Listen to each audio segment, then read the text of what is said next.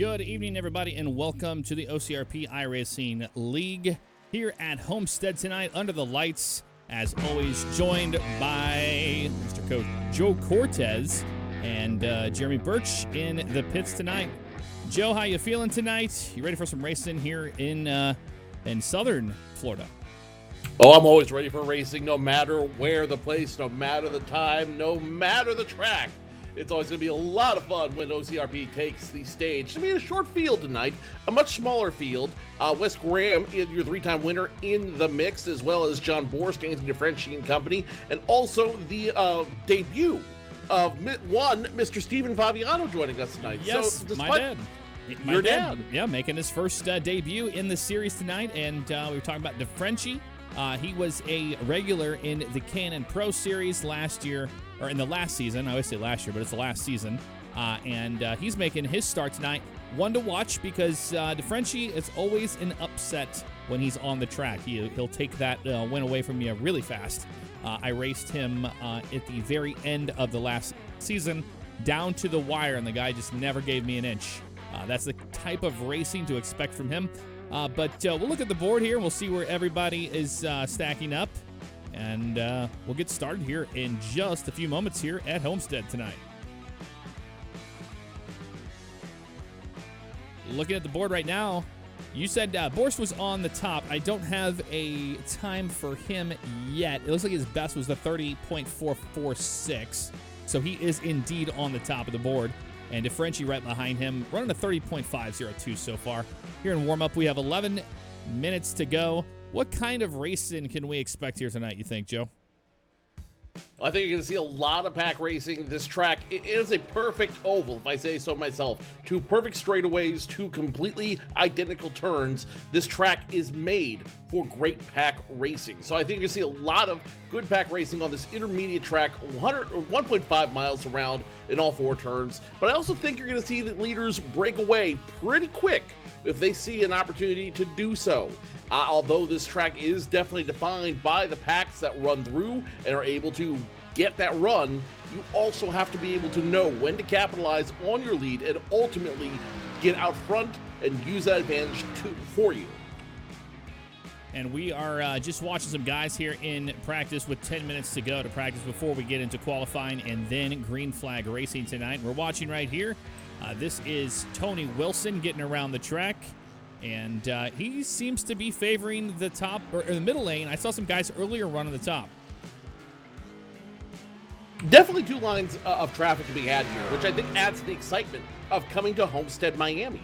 Because you have both lanes, you can do two-line racing all the way around, not terribly different to a super speedway. The only difference is, unlike a super speedway, brake zones absolutely come into play.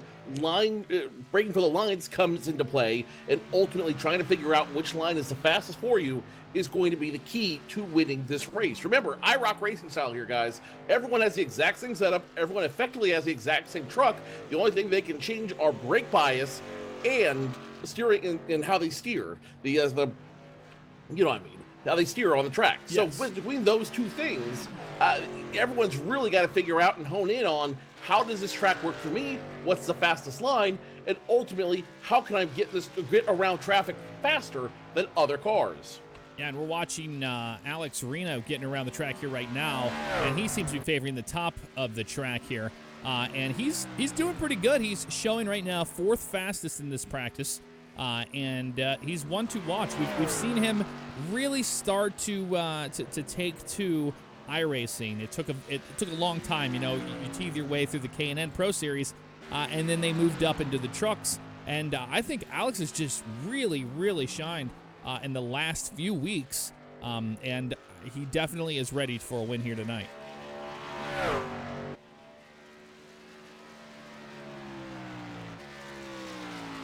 Joshua Jones in the 3 truck. We have somebody stopped back there on the back stretch. Not sure who that was. Josh Jones, one of the trucks that did not have a great time at Bristol. However, we'll see how he can come back from last week's race and try to get a top 5 at least. You know, I got to remember when my mic is muted so you don't hear the lovely sounds of my keyboard, because I was going off about exactly how many opportunities there are for first-time winners here. DeFrenchi, we haven't seen him all season, but he could definitely be a factor here. John Arborst, who is still looking for that first win. He's got an excellent opportunity to show up and take that tonight against some very talented racers. Eric O'Neill has been up there in the group. Alexander Reno has been up there. There's a lot of Charles Gray. Charles Gray's another guy we haven't heard a whole lot about, but he's always been up in the mix. So there's a lot of opportunities for a lot of guys to make some headway and pick up win number 1 on the season. Watching Wes Graham here, he is right up next to the wall, and perhaps that's where he wants to drive tonight. What an incredible race we saw at Bristol, and Charles Gray just stole it right away from Graham. However, Graham's going to be hungry for another win here, and we've seen that he's been incredibly fast at Homestead in the past. Absolutely he has. And, you know, there's, again, with a very small field tonight, I believe we're only fielding about a dozen trucks. There's a lot of opportunity here. There's a lot of guys who would love to. It doesn't matter if there's a dozen trucks or 30 trucks in the field. There's a lot of guys out there who would love to pick up win number 1 here at Homestead, Miami, hang their hat on the OCRP iRacing nail, and ultimately be able to put their mark on OCRP iRacing history. This is only the second season. So, you know, wins and opportunities now can go a long way later on in the season, if not carry over to next season. Kellert out on the track right now, and Kellert's showing about 8th fastest right now, but he seems to be favoring the bottom of the track. We've seen guys run on the bottom, run on the middle, and run on the top. Now, out of my experience at this track, it's always been you ride the top, but it depends where everybody else wants to run, especially during the race, because everybody's going to be running where the grip is. And maybe that'll change later on in the race. We do have quite a bit of racing tonight. How many laps do we have to go tonight? I believe it is 120. 120, that's what it was, yeah. 120 laps. So that's a long time here at Homestead. However, something about Homestead is that it seems like a much bigger track than it actually is. It's really not that big of a track. We're talking about 1.5 miles. It's a 1.5 miler. However, it's so wide, it has a it has a speedway kind of feel to it. It does. Between the multiple lines of racing, between the how they can get around here and how wide it is, it absolutely does feel like a super speedway. This definitely feels like somewhere where you can just drive the tires off it. But that being said, it's not necessarily, you can't necessarily do that here because it's only 1.5 miles. You definitely have to play braking games. You have to figure out where that braking zone is, how it is, and how you want to use your tires going into that. Tires will drop off. Unlike other NASCAR sims, which we won't name, tires do drop off on this one. And when they do drop off, you definitely feel it. That car can get tight, that car can get loose, and you really have to figure out, when do I want to come down and adjust my strategies in order to make the most quick laps, the most efficient laps around this track. Here's Charles Gray, our winner from last week at Bristol, and what an incredible run that was for him. However, tonight he's showing 4th fastest now, right behind Wes Graham, and he is trying to get his footing here at the track, as I think he just got onto the track a little bit ago. So we'll see what he chooses to do here. We're going to ride along with him on his onboard camera, and we'll see how he's getting around here at Homestead. Getting down to the corners, looking about 175 miles per hour getting into the corner. And looks like he kind of diamonded a little bit and driving up next to the wall. He is making some gains there on the 70 truck of Favignano. That's not myself, that is my father. He's debuting his OCRP iRacing Series race tonight. And we'll see him very shortly as Gray is moving up on him. Interested to see how Gray gets through 3 and 4 here. He's going to lift a little bit there. He's going to drive the bottom. He's pretty much left tires right on the seam of where the light gray meets the dark gray. And then he commits back to it and drives it next to the wall once again. So I have to ask, because I know everyone's fascinated and interested. The man, Stephen Favignano, on track tonight. Is he going to ever make a debut in the OCRP world? but aside from iRacing, of course. Besides from iRacing, yeah, he actually has in the past. I'm not sure what his plans are in the future, but he definitely wants to get back into a lot of the community stuff, and what better way to do it than to get out here and do some racing with these guys. Very interested to see how he's going to perform tonight, as he's brand new to not just the truck, but the series and these guys. It's a lot different whenever you're the new guy, and you got to navigate around guys you've never raced before. However, I know that he said prior to this session, he told me that he planned on riding around in the back and learning as much as possible, trying to not get in everybody's way tonight. So I think he's going to be riding in the back, and there's nothing wrong with that. It's all about learning. And that's one of the things we really don't talk about a whole lot about the iRacing League. You see these guys streaming their experiences and what they're doing on during the OCRP sessions and on the streams, but what you don't see is these guys just having fun, running around the back, and running around with each other, kind of blowing off some steam. While the OCRP is one thing, this really shows the brotherhood and the community that's built around OCRP. John Borsch getting around the 4 of Kellert, and I saw him in 1 and 2. He was holding it right next to the wall. It looks like he's going to do the same to 3 and 4. No, he's going to drop it down to about where we saw Gray running, although Gray was running just a little bit lower in 3 and 4. So what is the big advantage of running the top in 1 and 2 and running the middle in 3 and 4? Well, it's the same advantage you saw at Bristol a couple weeks ago, or last week, I should say. The grip is definitely, with these transitional turns, the grip is definitely on the high side in turns 1 and 2, and then going down to 3 and 4 with the braking zone a little bit different. You have to go to that middle lane, and that middle lane is where the optimal speed is going to be. I've got a feeling a lot of guys are going to experiment with this, though, a little bit. When we start racing and when we get a little racier in competition later on, I think you're going to see guys try the middle lane through 1 and 2, to the high line on 3 and 4, but I don't know that you're really going to see a whole lot of low passing. This track is not known for that. This track is very much a super speedway, and high, wide, and handsome is where you want to be when you're green flag racing here. Looks like Borsch is going to bring it down to pit road. He's happy with his run he just had. And that 00 truck, that's Nick Rogers. That's the race control. And he is just out there having some fun, turning some laps in that 00 Beechcraft truck. So we will not see him racing tonight. Looks like he just had a little fun there and went right into the barrels right before pit road. Eric O'Neill in the 37 truck. We saw him have a little bit of an up and down kind of race last week at Bristol. And I think that a lot of these guys are like, okay, we got through Bristol. Let's move on. A lot more room to race here. However, that means that you have higher speed. And when you have higher speed, and a draft can come into effect of that, well, now you're going to be running a lot more door-to-door than you say you would at Bristol in a smaller track like that.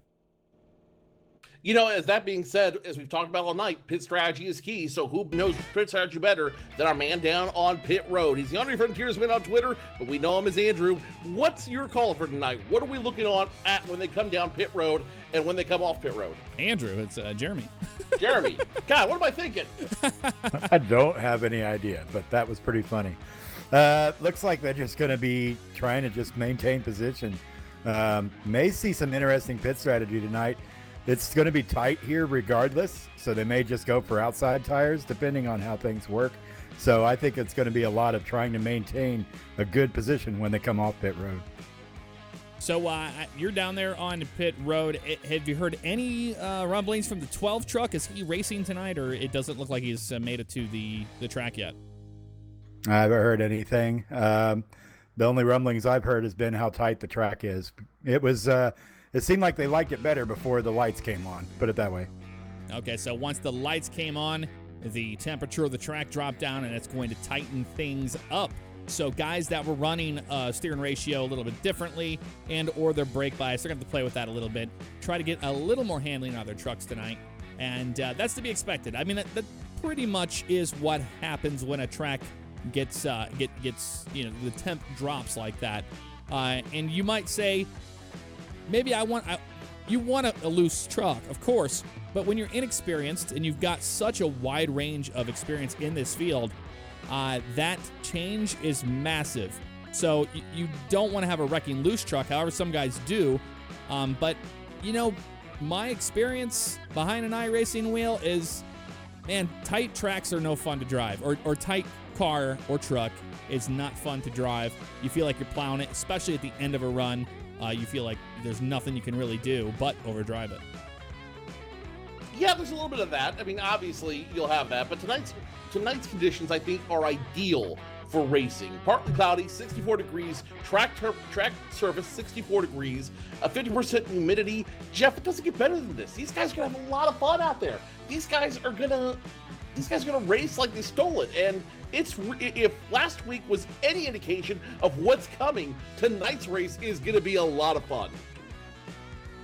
Absolutely. We've got the 18 truck showed up, and he is going to be qualifying. I'm not sure he's going to make it to qualifying, but he is definitely on the roster right now. The 12 is not going to be here tonight, cannot make it to the track.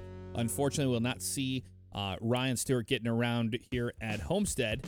Looking at anybody else that has shown up a little bit later, looks like everybody's here for the most part.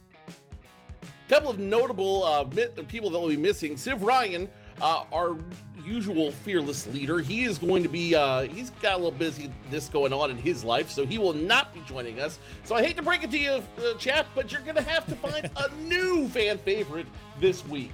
I don't know. I've always seen people really gravitate towards the Ford truck of Kellert. They like Kellert. They like what he's doing, and I don't know. We'll have to see. It kind of changes from race to race. But we do know that some of the people not too happy with what Borst has been doing by what we saw at Bristol, where he had the truck to beat. He was just absolutely dominant. And then what happens? Gets caught up in an accident or gets caught up in a little tiff and gets a bad pit stop or what have you.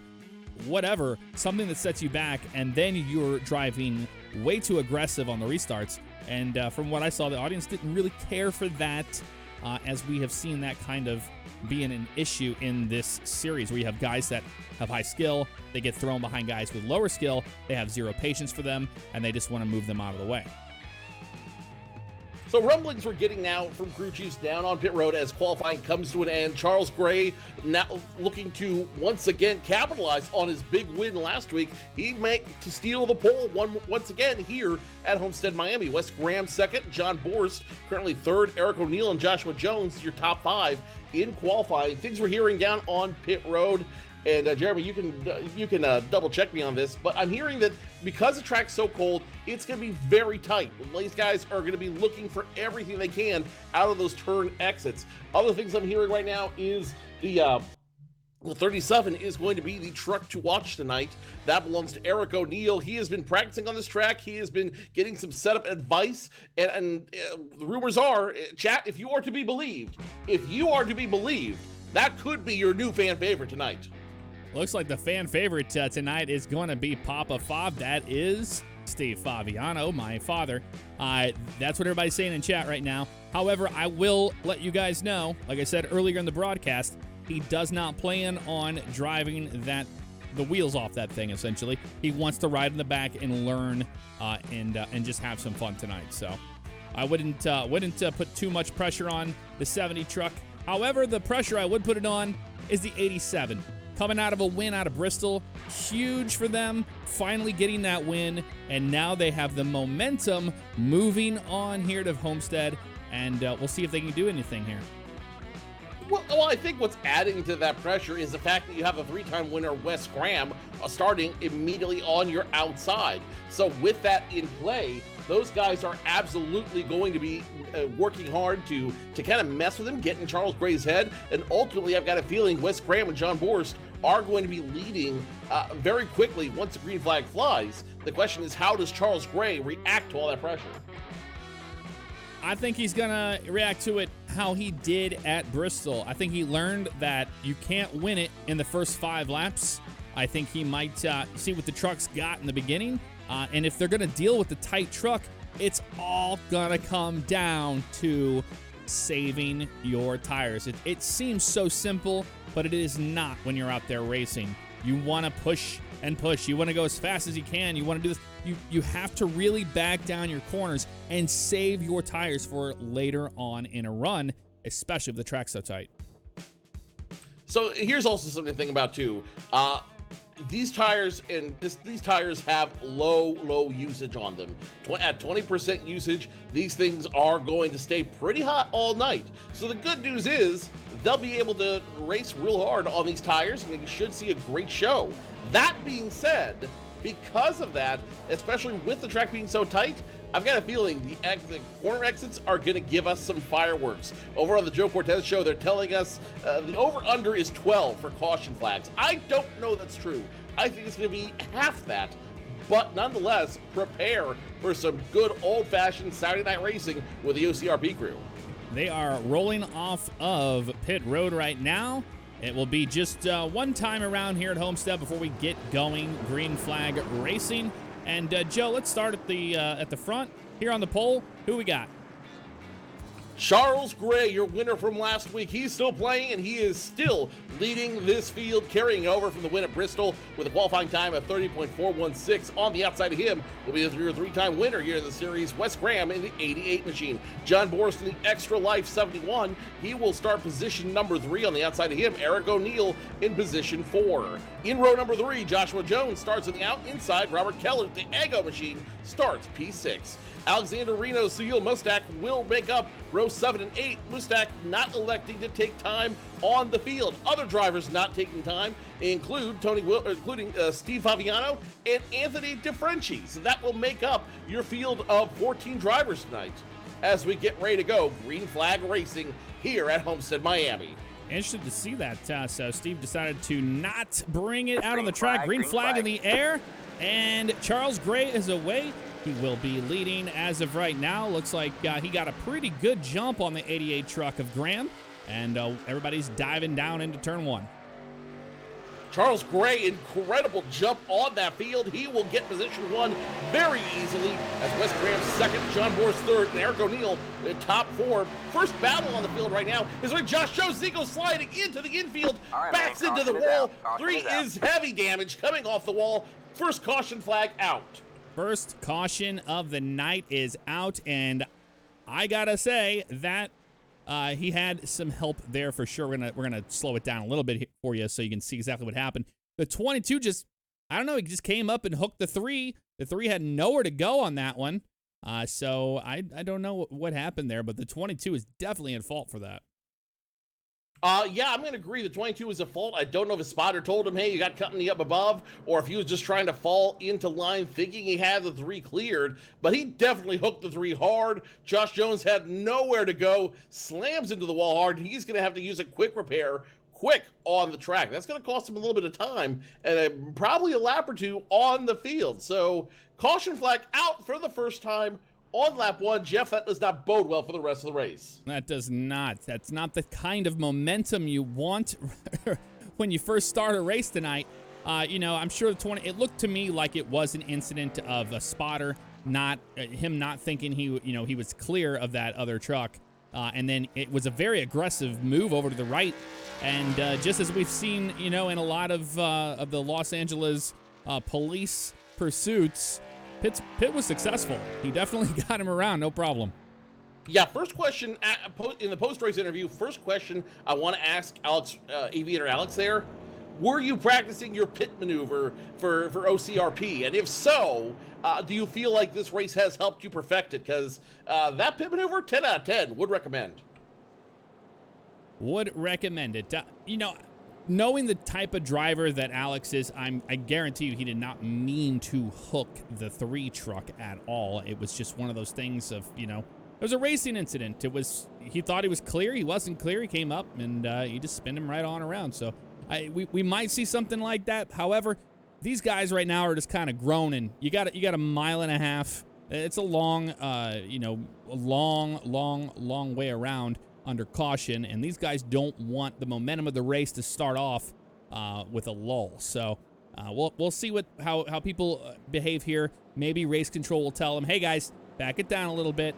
Let's remind ourselves we have 120 laps here tonight, so let's not get too crazy. You know, and a lot of people now are asking about the iRacing sim and how it differs from what you see on the OCRP streams.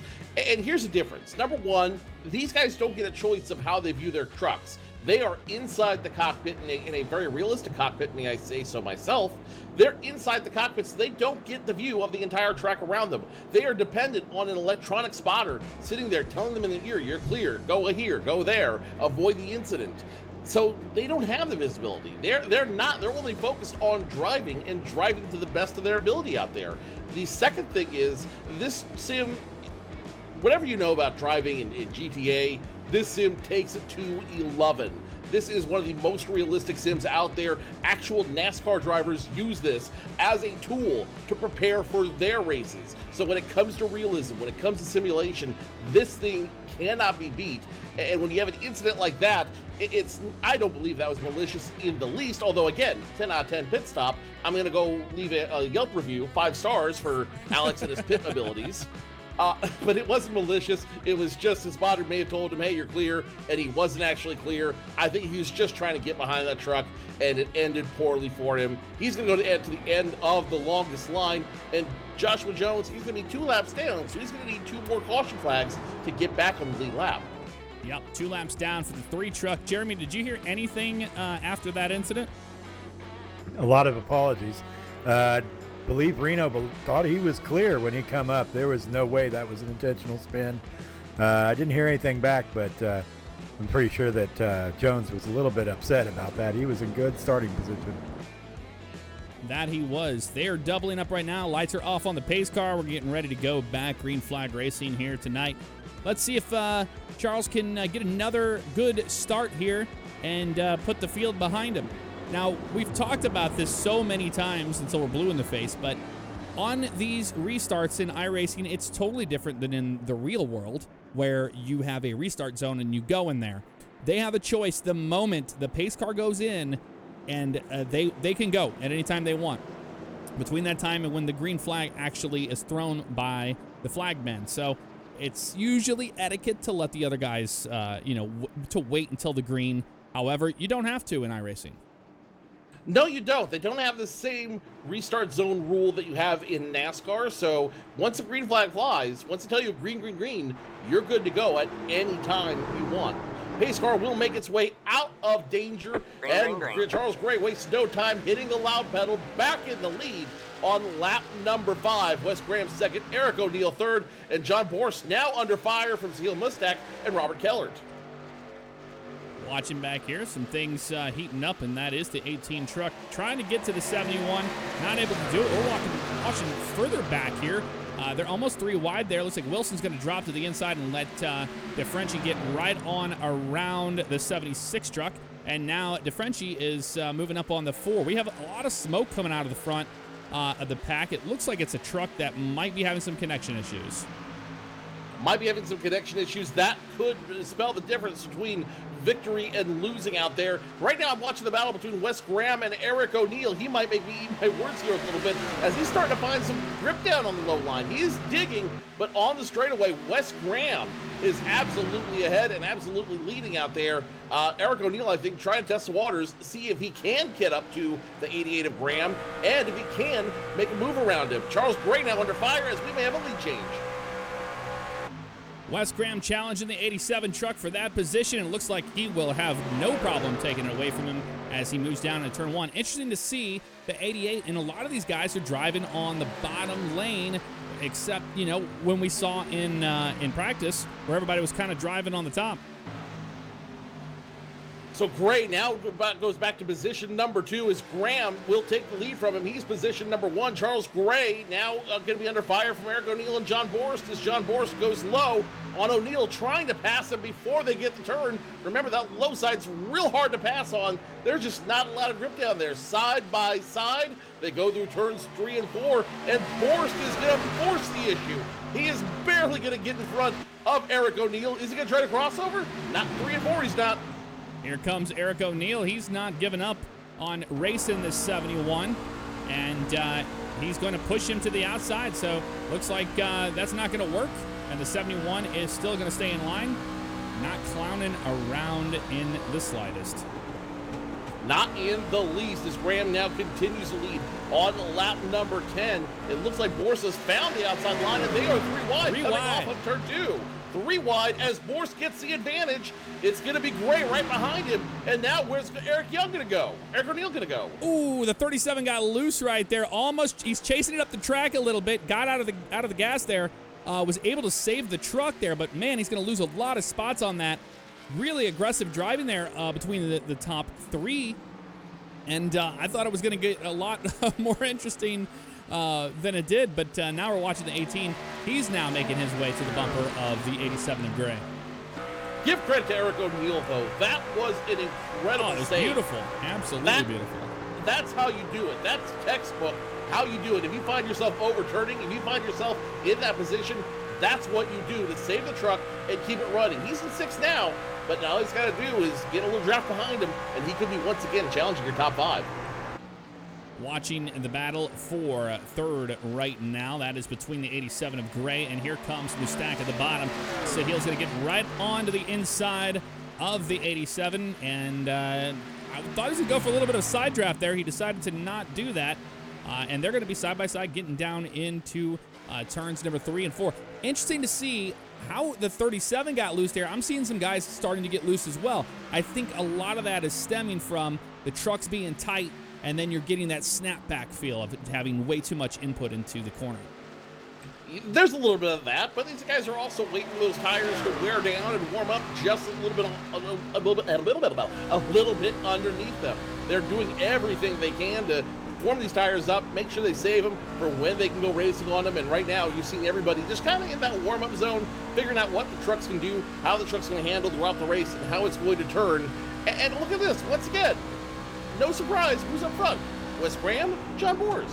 Yep, we are on board with Borst. Yeah, Borst the Beast, he moved his way up very, very quickly, and he is not giving the 88 too much breathing room, honestly. For such an early, portion of the race. These guys have been quite racy tonight. Very racy, all in all. And these guys can make for a lot of fun racing out there. But I want to give a shout right now to the man, the myth, the legend himself, Stephen Favignano, the 70 U.S. submarine operator Chevrolet Toyota Tundra. Where's my head? Where's my head at, Jeff? I need to pull it out somewhere. He's still in the lead lap. He's still position number 10. He's holding on. Yeah, he's holding on to 10th right there. Josh Jones right behind him. Remember, Josh in the 3 truck is a couple laps behind there, and now the 70 truck of Favignano is moving up to the 4 of Robert Kellert there really shortly. But I'm going to watch back up here towards the front. Anthony DeFrenchie versus Charles Gray. He had a nice run on him there, but looks like Gray was able to get the truck moving back forward again, and they haven't moved too much more after that. Sahil Mustak, he dropped the ponies 2 weeks ago, and now he's racing those ponies underneath his hood hard, trying to get up to John Borst. He was almost side by side with him on that backstretch there, and now behind him, trying to draft him, trying to see what he needs to do to get position number 2 away from John Borst. Mustak, maybe the ponies were holding him back. Either way, he's got a great run now, and that Fanatic Toyota Tundra is on a run. What a run that was. And you're watching, we're on board with the 18 of Mustak. And wow, what an incredible drive that was. He's using so much wheel input, but you're listening to the engine. He is actually kind of feathering that throttle right now. I think that there's not enough grip on the bottom. It hasn't rubbered in yet. And everybody's just kind of chasing the middle of the top lane. The battle has heated up in the top 3. Now Sahil Mustak underneath John Borst. Are they going to make the pass side by side? Sahil Mustak has the advantage. Will he hold on? Looks like he will. Scored Mustak, position 2, and he's got his sights set for Wes Graham. Wow, that was a great move there. He had so much momentum going forward there. I thought he was going to actually clear the 88 truck, and he might do that here shortly. But like I told you before in the beginning of this race, a lot of these guys, I think they are going to save tires. They're expecting a longer green flag run, and they don't want to deal with such a tight truck at the end of the run. Here comes the 18. I don't think tightness is a worry for Sahil Mustak. Wes Graham, though, is doing everything he can, trying to hold on that high line, see if he can get a better run off the turn into the backstretch. So far, so good, but Mustak has not given up. He has not given way. He's forced to, though, as they come down to turns 3 and 4. Wes Graham continues to lead. Now it's going to be who gets the best jump off turn 4. Man, they are really close. Looks like the 18 is going to tuck in right behind the 88 here. Nope, looks like he's going to make another attempt at the lead, but I'm seeing the 18. Every time he tries to make this move, it seems to stall out, and he can't complete the pass. Maybe it's pretty difficult to pass right now here. Sahil Mostak wants position 1. He wants to wrestle it away from Wes Graham, but Wes Graham, the 3-time winner here in the series, is like, no, you're going to have to fight me for it, and that's exactly what they are doing. Side by side, Wes Graham will officially, he is not credited as your leader that time around. Sahil Mostak is, but I think it's too close to call, as they say in the elections. It looks like the 88's finally going to give up that spot. He got a little loose there, and he's going to lose a spot, possibly second here to the 71 truck from that mistake. But that's what the 18 wanted. He wanted to get up front. He wanted to have that clean air, and it looks like it's working out for him. Working out, working clear, and Mustak will take position number 1. All that running, though, has got to be hard on those tires. Let's go down Jeremy on pit road. What are you hearing about tires? Is this going to be a concern for them, considering we still have just about 100 laps left to go? Yeah, it's going to be a concern as long as it stays green. Right now, everything's just starting to feel good. The tires are starting to set in. They're really starting to find their pace. But if it stays a lot of green flag laps here, then we're going to start having some tire wear showing up, and all these aggressive moves may not be paying off in the long run. Yeah, we watched earlier the 37 and O'Neill having some issues with the bottom lane, and it looked like he was the one that decided to try to see if it was working, and it wasn't, and he got loose, and it showed. Everybody else seems to be pretty much staying away from the bottom lane. But Boris, the 71 truck, he's searching high and low. He's trying to get around this 88.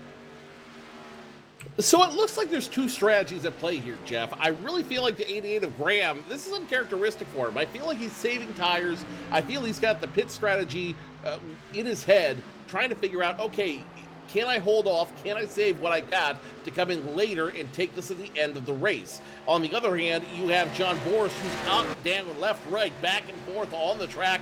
I feel like he's trying to use this time, these first set of tires, to figure out, okay, where's the best grip at? Where's my best opportunity at? And if I need to cut the traffic, where can I do that the most efficiently?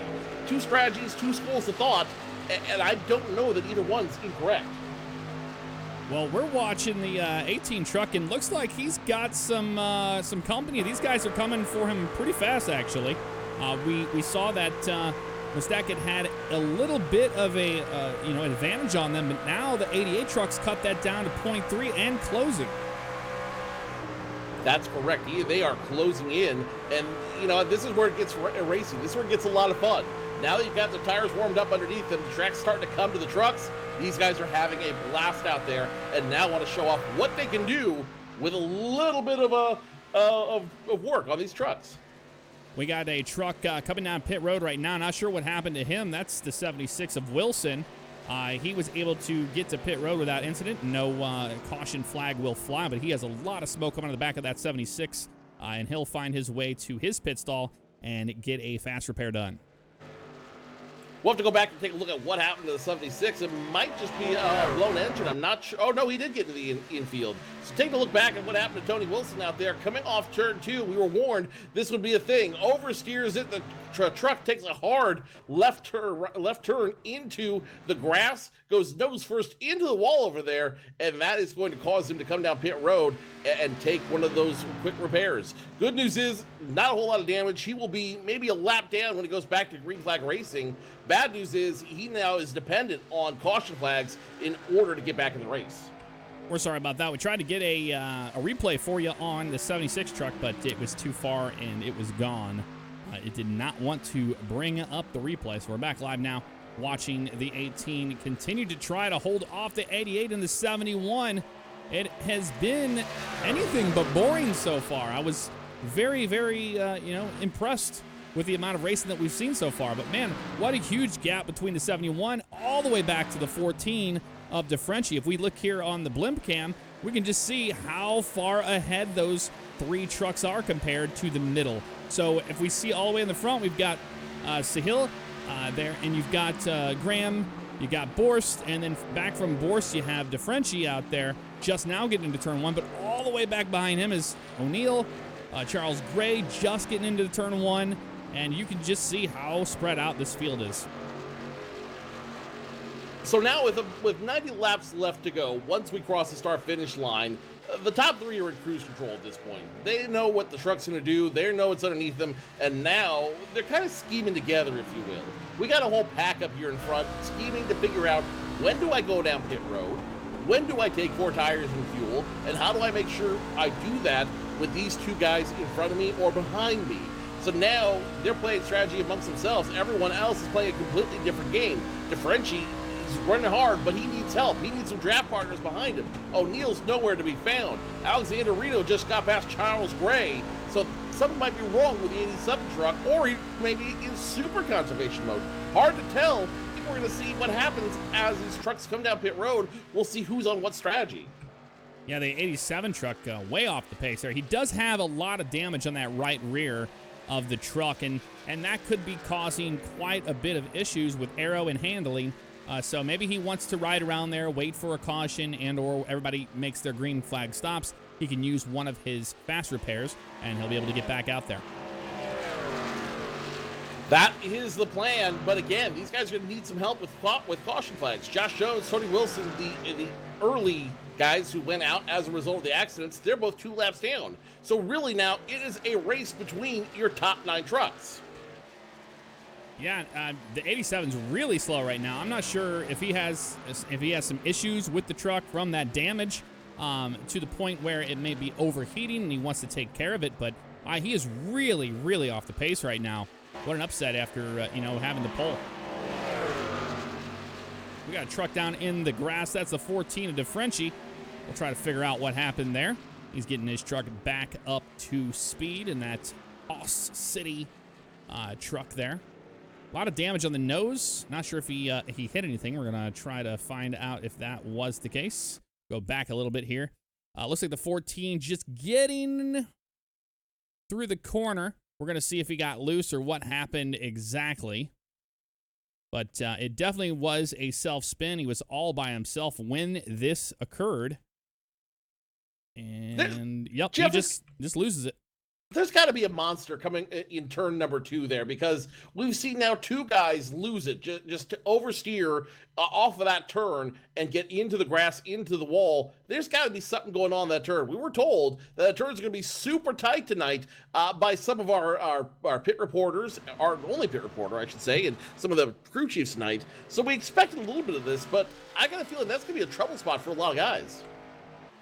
Yeah, and that seems to be the issue. It looks like he just got the truck hooked a little too far down to where there was no grip there and wasn't able to save the truck. He's able to get to slow down a little bit before he hit the wall, but he still had significant damage, and he'll have to take a fast repair. All the way back in third is John Borst, but man, look we have a huge gap between second and third.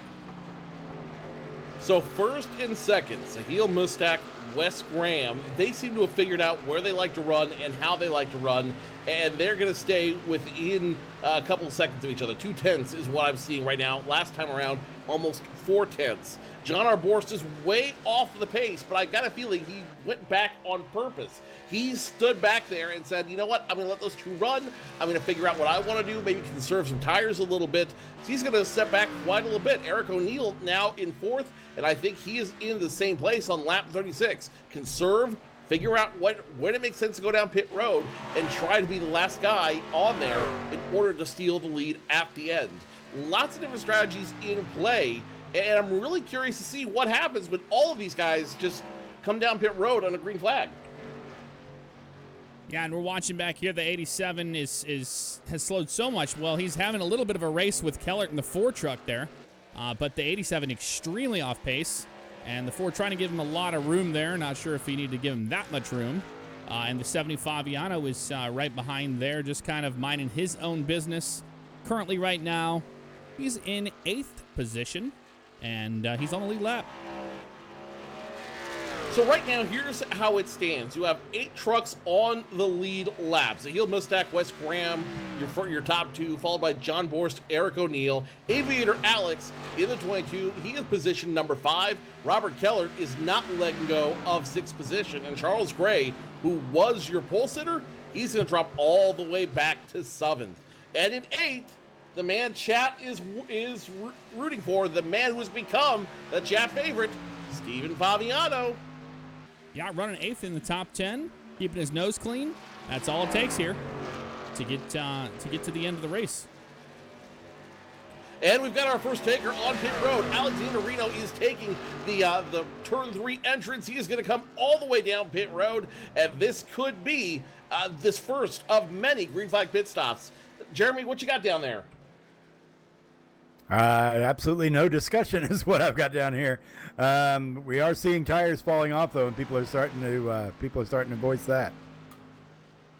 We'll see who the next one is to come down pit road. As it right now, nobody. 18 staying out. Wes Graham right behind him, and John Borst third right behind them. Nobody's shown any signs of making it down to pit road anytime soon.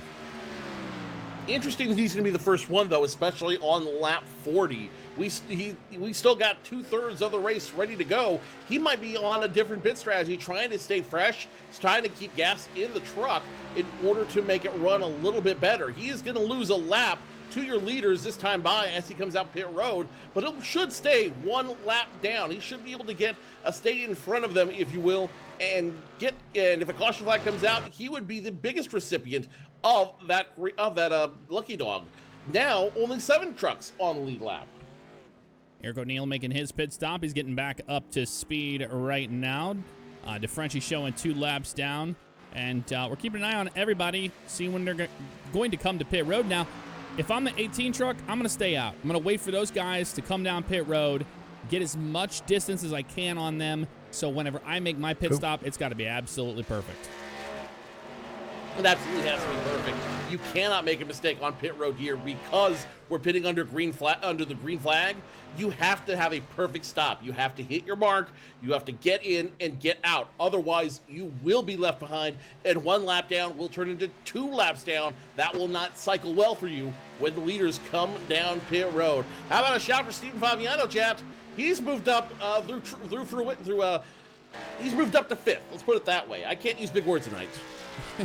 He has moved up to 5th. We saw the 87 of Gray. He got sideways and came to a complete stop down there. They did not throw the yellow flag.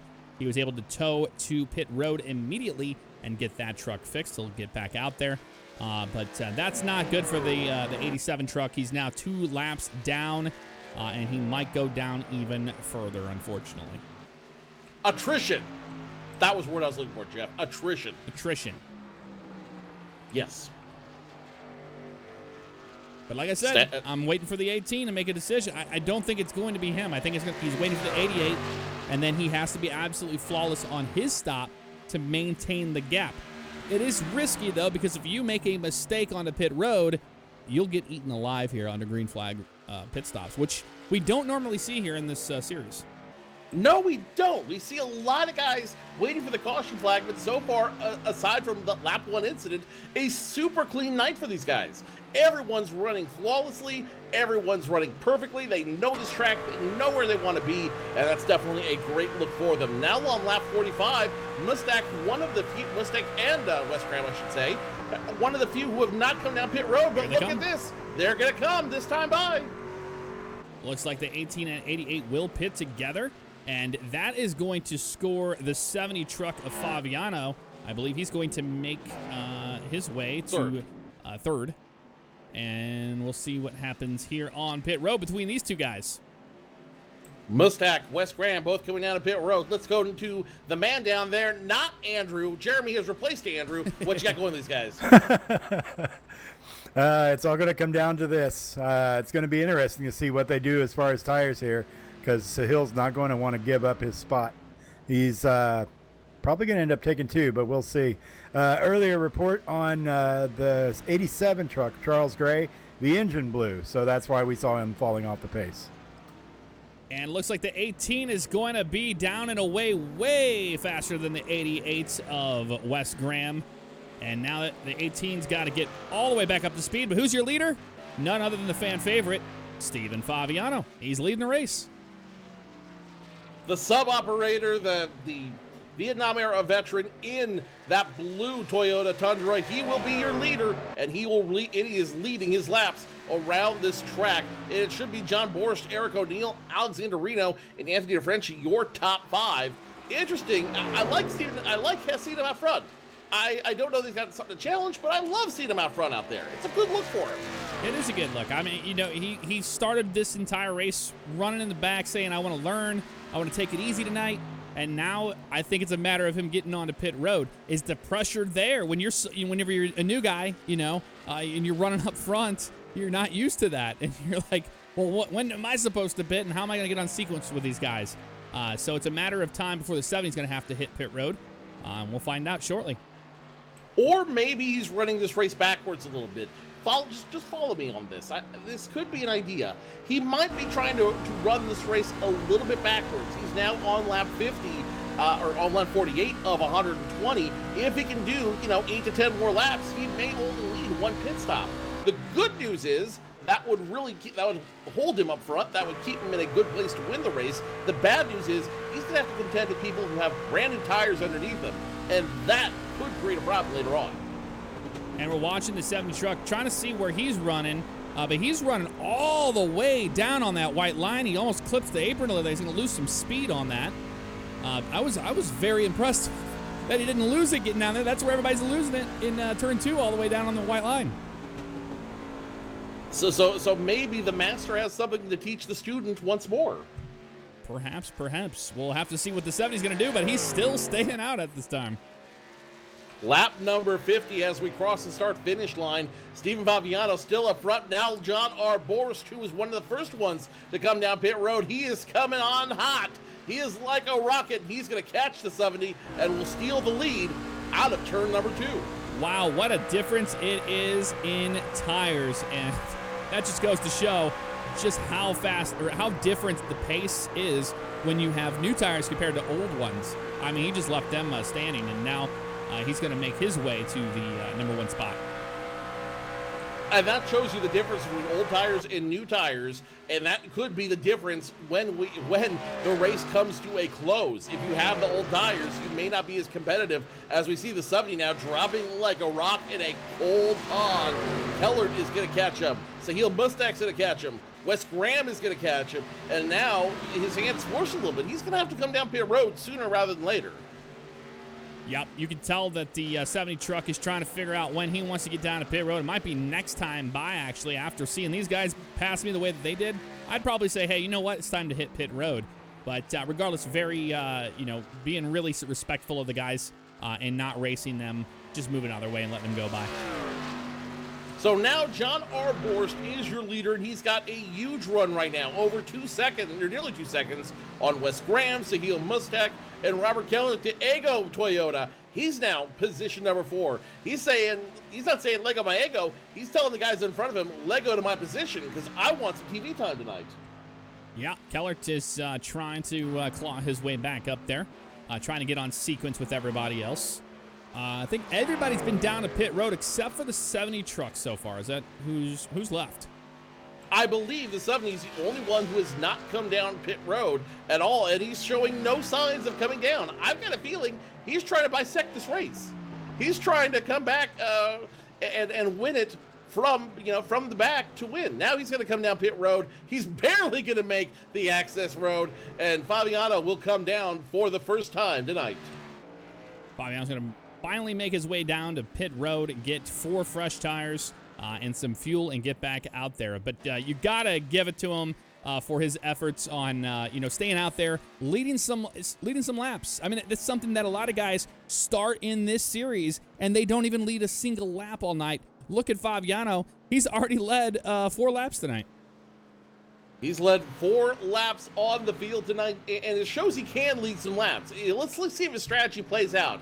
If his bisect strategy pays out, he might also be gambling on some late race yellow flags too. Because if he stays out longer and he knows he can run that truck longer, a late stage yellow flag may give him the tires and fuel he needs to be competitive with everyone else. Yeah, what a great stop that was by the 70 truck. He just got right into his spot, no problem. Didn't have to back up or anything. Getting 4 fresh tires on that thing. He'll be back on his way. Right now we've got the 71, and that's the 14 there of DeFrenchie. DeFrenchie is not racing him for the lead right now. He is 1 lap down. We only currently have about 4 trucks on the lead lap. 4 trucks, or 5, I'm counting 5 with Alexander Reno with still Borst, on the lead lap. Yeah, I see it. So Aviator Alex is still on the lead lap. So they just have 5 trucks working, they're effectively racing each other for position right now. And I bet a lot of guys now are sitting there, DeFrenchie, Keller, Tony, Papa Fav, all those guys are now sitting there like, all right, come on, yellow flag, let me stay out, let me get the wave around. Somebody do something, spin out, throw something out of your car. I don't know. And the 18 is coming back up towards the front quite quickly as he has made his way to the back of the 88 truck. We are working lap 57. We'll be on lap 58 right now. That will make us only have 63 laps left tonight. We've had 4 lead changes, and we have only had one. Caution flies. This is exactly what people were hoping for. Unfortunately, it comes at the cost of Eric O'Neill. The Gremlins are back, Jeff. They grabbed him in turn 2, and they took him for a ride in the infield. We're going to back it up and see exactly what happened with the 37 truck there. He was running all by himself, and we've seen this happen, time and time again. You just kind of lose grip, nothing you can do. You hang on for dear life, and he was able to kind of keep it off the wall for the most part. Not a whole lot of damage to that truck, but he almost slid up and hit Charles Gray. Hey, drivers, when I was saying throw something out of your car, I was saying that facetiously. Don't actually throw shells or banana peels out of your car. We don't have time for that tonight. We are under caution for the second time tonight, and we will take advantage of that. We haven't had any chance to rest our voices. Everybody's been just, staying with the green flag racing. However, we're not going anywhere right now, because everybody's coming to pit road.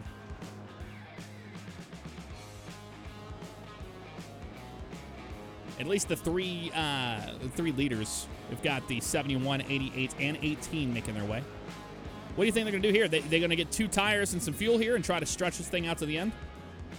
I don't think they can. I think this is a 4-tire stop mandatory. I think they have to go down. They have to get 4 tires because, as we saw with Stephen Favignano earlier, if you don't, you will get past very, very quickly. Your truck just cannot hold on. Let's go down to Jeremy, who may have strangled Andrew. I don't know. What's going on down there? Yeah, it'd be a wise decision to get 4 tires here, especially after seeing what we've seen. So far, everybody just congratulating each other for such a long green run. That's something we don't get to see too often. Borst is away, and he is going to lead him off of pit road. Right behind him will be the 88 of Graham, and Mustak right there behind him in the 18 truck. The 22 of Alex Reno scored 4th right now. It might change a little bit because I believe that Charles Gray is in front of him, but he's scored 2 laps down, so that doesn't matter. So it is indeed Alex Reno there. Let's look at our results. Behind him, Eric O'Neill in 5th. 6th is Anthony DeFrenchie. 4th, Robert Keller. 8th right now, Stephen Favignano. 9th is to Tony Wilson. 10th to Charles Gray. And we will look back here. Well, 3 laps behind everyone is Josh Jones, but he's not throwing in the towel. He's staying out there and still racing. Folks, back under caution here at Homestead for the second time tonight. We'll be right back in just a few moments.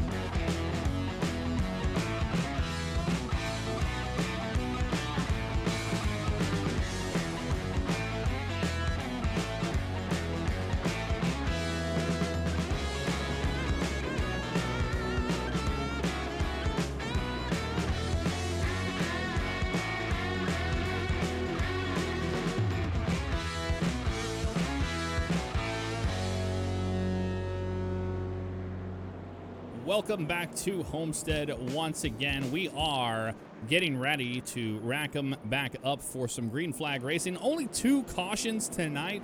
That's a big deal in this series. Lights are back on the pace car. The lights are back on, so they are not going to go. Green. It's going to be a delayed green, so we'll have one more time around here. And we'll talk a little bit about what we've seen so far tonight. A lot of great green flag racing. And we've seen the underdogs up front running some laps in the lead position. That was the 70 truck of Favignano making his debut tonight and leading 4 laps by just playing the strategy, the pit strategy game. So now we wait to see what's going on here. Not sure why that is delayed. We'll talk to Jeremy. Jeremy, you know what's going on down there? Why we delayed that restart? Yeah, a little bit of confusion with car positions. People weren't getting sent around until less than a lap to go. And the race control decided to throw a caution flag and delay it by another lap. Looks like we're getting everything sorted out now, though. We had some people weren't sure exactly where their position was. 1 lap, 2 laps, 3 laps down. I guess some were showing 4 laps down, but I'm not seeing any above 2 laps down. It should all be good by now. Looks like there might be some confusion in the middle of the pack there. I also want to add, since we have Jeremy on the line, I want to ask, what happened to Andrew? I like that guy. Well, I don't want to talk about it. He's tucked in a drawer somewhere. I'm not sure. All right, then. We got a lot of trucks. So why this looks so weird is we've got only 5 trucks on the lead lap, and then behind them is everybody in a single file line because that's where they got to stay. Back on the pace car. Nope, and they are not going to go. They call another delayed green. Maybe they're not happy with the position of a lot of these guys. It is an absolute mess behind the 18 truck. We've got guys kind of just all over the place, and I think they're trying to figure that out. Yeah, this is going to be a really hard restart to figure out, Jeff, because you only have 6 guys on the lead lap. You have Borst, Graham, Mustak, Reno, O'Neill, DeFrenchi, and that's it. Keller, it's your first guy 1 lap down. He's joined by Steve Favignano and Tony Wilson. Josh Jones and Charles Gray, they're both 2 laps down at this juncture. So I think at this point, everyone's trying to figure out, okay, how do we manage this restart? And more importantly, how do we do it in a way where everyone's happy, where we're all, okay with the results of it? And one to watch here on this restart is going to be the 70 truck of Favignano versus the 4 of Robert Keller. Those 2 are racing for the lucky dog position, so they're going to be racing pretty hard on this restart, trying to get that position away, because if the caution does fly, then they'll have their shot to get a lap back here.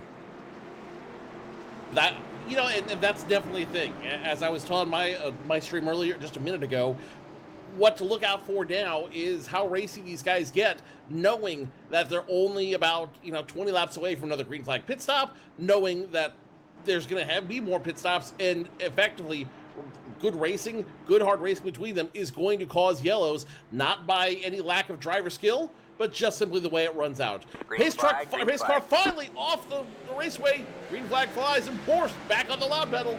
Look at the 18 all over the back of the 71, and he is pushing the 71 down into turn 1, and he's going to jump up a half a lane there, right up next to the 88. It's almost like he got a little squirrely there. Little squirrely there, but the 18 will recover it, so Borst will now be in position 1. Mustak and Graham still drag racing for position 2. Alex Reno and Robert Keller drag racing for position behind them. The big winner now, Borst, as those 2 keep fighting behind him. Borst can start putting some distance between them.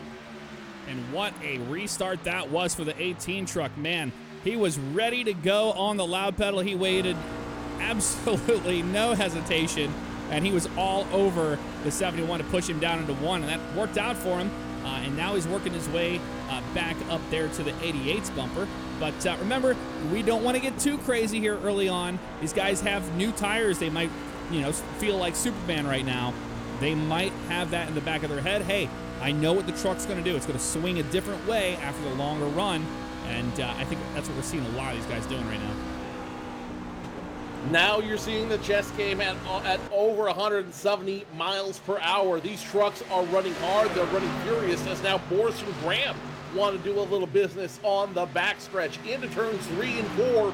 Can Graham hold on? Is he going to take position 1 away from Borst? He tries to, but Borst just has a better run off that middle line. It looked like the 88 got loose. Yeah, the 88 just got down all the way on the bottom and just lost grip and got loose. We've seen a lot of guys trying to get down into the bottom. It's just not working for them.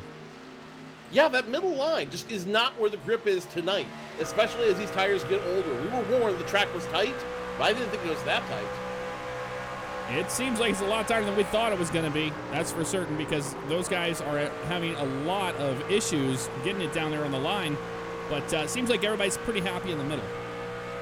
Middle line and high line seem to be the place to race if you want to go racing at Homestead and Miami Speedway.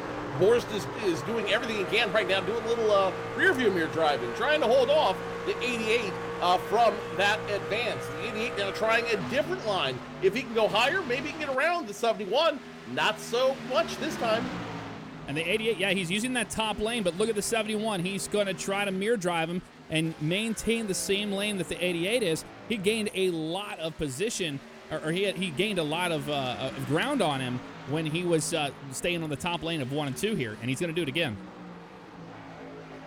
He's going to try that other high line again, hoping he can get the better run off the high line into the backstretch. But it doesn't look like it's working. It looks like John Borst really has a handle on that truck and where he wants to go. I think he's trying to break his good run of bad luck, and he's got a great chance to do it here at Homestead. Well, a lot of these guys are utilizing the draft. There's not a whole lot of it here, but there is enough to matter. So you have the guys on the top lane trying to get the momentum off the corner and then get lined up right behind that truck and pull up to the bumper by utilizing the draft.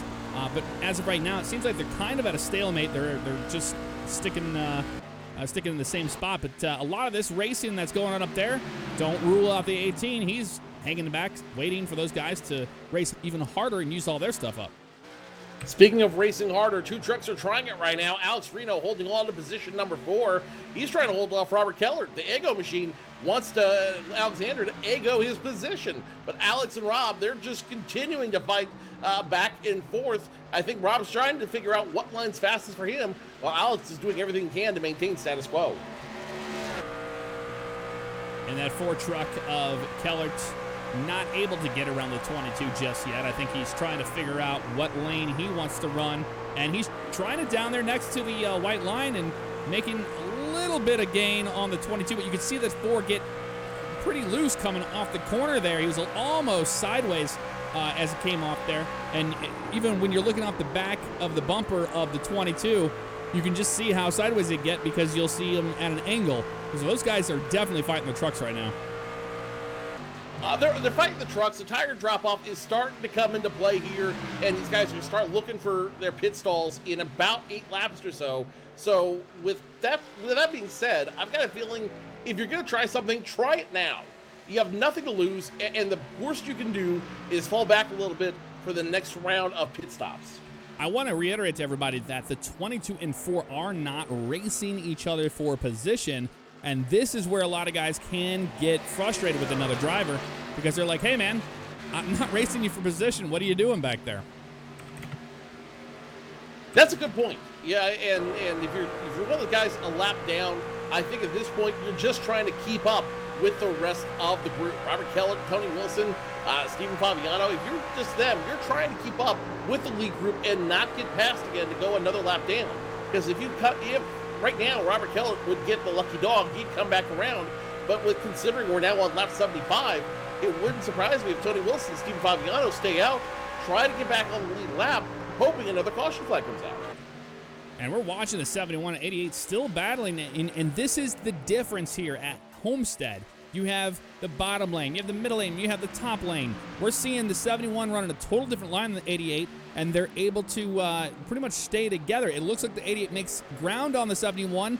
The 71 sticks to the top lane, and watch right off here. He has that momentum, and he just comes shot out of a cannon off the corner. But now the 18's up in the mix, and I think we got a little bit of a race here for the lead. A little bit of a race. They got a 3-truck race now going. Wes Graham, Sahil Mustak, side by side, trying to get up to John Borst into that Extra Life 71 Chevrolet. Doing everything they can. Mustak will hold on to position 2. Wes Graham position 3. But again, this is, if you're going to try something, try it now. This is your chance to try to get in front of him before the green flag pit stops begin. This will give you that little bit of advantage when you come down to the access road in turn 3. On board with the 18 truck, he made quick work of the 88, and the 88 didn't fight him too hard for that position. And now the 18's going to try running the top lane to run down the 71. The difference here, well, the 71 hasn't been able to get away from him as much as he would like. And you know that when you're leading the race and you look in that mirror and you see that 18 truck coming, you know that you're going to have to fight for it. So John Bohr still position number 1. Sahil Mustak about 2 truck lengths away, position number 2, and Wes Graham position number 3. And at this point, it's a bit of a Mexican standoff, Jeff. All these guys are waiting for someone to throw the hand out, make the signal, they're going to come down pit road, because nobody wants to be the first one to make that move. Sahil Mustak, though, he's going to make a move in the Fanatic 18 Toyota Tundra. He wants position 1. Side by side on the backstretch. Nobody utilizing any side draft here. They're just giving each other room and being respectful, but they are stuck side by side all the way through 3 and 4. Nope. Looks like the 18 has the advantage, unless the 71 can get the momentum, and he does have momentum. Instead, he's going to stick to the back bumper and possibly try a crossover move here in 1. Looks like he laid the chrome horn into him there a little bit in turn 1. It looks like he just tried to get around and didn't work, so Mustak stays P1, John Bohr's P2, but he ain't happy about it. Well, it looks like the 71, I think this comes down to these 3 drivers dealing with tire fall off and just dealing with the handling of their truck. It's going to get tighter and tighter as the run goes on, and we're seeing now the 71 way to the inside, letting the 88 go by aggressively there. I think it's just a matter of these guys getting a little upset about the handling of their truck. I think now everyone's getting upset about the fact that their tires are wearing off, that fatigue's starting to wear in, and now they're like, all right, we got to figure out when we're going to come down pit road, how we're going to come down pit road, and who's going to be the first one to throw their hand out. Right now, if you're those top 3, you're looking at Sahil Mustak, waiting for him to say, all right, time to go down pit road. And then if you're Graham and Borst, you follow him. Everyone else, they've got a clean slate to come down whenever they like. Watching the 4 truck now, Kellert, and he is the one right now that is in that position for the lucky dog if the caution does come out. So he has nobody around him to contest at all there. So let's start from the lead here, and we do have a new leader. Wow, that was Wes Graham making a huge run through 3 and 4. So Wes Graham steals the show. It comes from nowhere to steal the show. He will be position number 1. And if you're Wes Graham, now you have control on when everyone comes down pit road and how they come down pit road. Remember, we're going to back it up. I want to see how he got by those guys. He was just kind of by himself there for a while, and he just kind of came out of nowhere. We're going to ride on board with him here and see how he made the pass for the lead. That was a wicked pass. All I've got to say is I think he saved up something great for that big run there, Jeff. And it looks like the 18, something happened there where he was really slow on the top lane, and the 88 just, I mean, look at, he's driving the wheels off the thing coming up the corner. So the 88 not backing down at all. Jeff started to say he might have NOS in that car. I don't think he has NOS so much as he saved up his stuff strategically to make that big move here at the end, because now he's got the priority. He's got the advantage of everyone else who wants to come down pit road. And if they want to follow him, because let's face it, if you're top 3, you have to. If they want to follow him, they're gonna be behind him, and they're gonna chase him out pit road. So Graham has the major advantage now.